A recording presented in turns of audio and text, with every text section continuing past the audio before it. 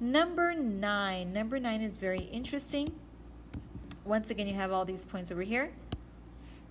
And what's interesting in number 9 is the following.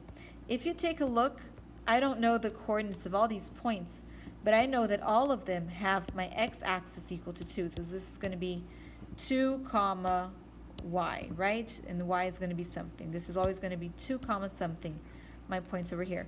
This means that all of the x values are going to be 2. So my domain, which are all my x values, is simply going to be 2, because this is the only value for x that I have in this case. My range, on the other hand, if I merge all of these points into the y-axis, you're going to see that my range is going to be all real numbers. If you want to use this merging technique to find the domain, you can also do that, right? You're going to see that all of the points merge into the same point on the x-axis, which is 2. Now, I want you guys to try to do number 10 based on what we just saw in number 9. Similar, but not the same thing, right? Because in this case, I have a horizontal line. Number 11. What's different in number 11 is that we have the start and end of the relation as points and not arrows. So this point, remember, it's included, and this one means it's not included in your relation. So let's stop and imagine the different points over here, and we're going to have to see how they merge into the x or the y axis. So into my x-axis, these points are all going to go up here. These are going to go down here, and these up here. So hopefully you will see that the x values for my domain, they go from, this is -2, all the way to 1, 2, 3, 4, 5, right? But this 5 is not included because we have an open circle where x is equal to 5. This -2 is included because we have a closed circle where x equals -2. So my domain, once again, I put the x in the middle, the arrow is pointing to the left, the smaller number comes to the left, -2, the bigger number, 5. Now, where do I put the equal sign?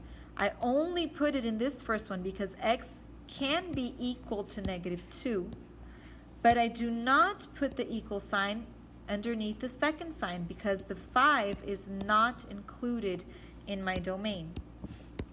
Taking a look at the range now. Over here, this is my maximum, and I have these points over here, and this one stops over here.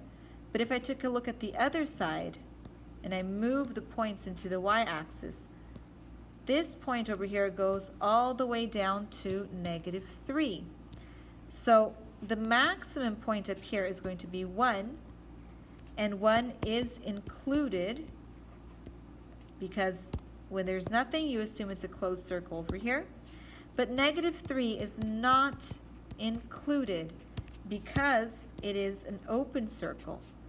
This means that my range will be -3, 1, with x in the middle. The 1, I put the equal sign because it is included, but the -3, I do not put the equal sign because it's not included. And finally, I want you to try to do number 12 on your own.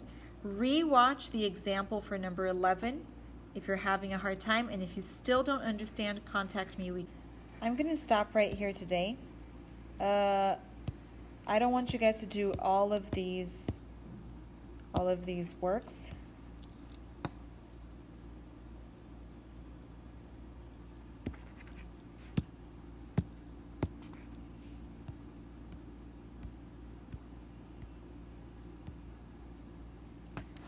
I'm going to stop right here today.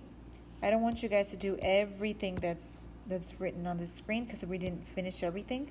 I just want you guys to work on these 2 IXLs for today. All right? Algebra 1, Q.1 and Q.2 only up to 75.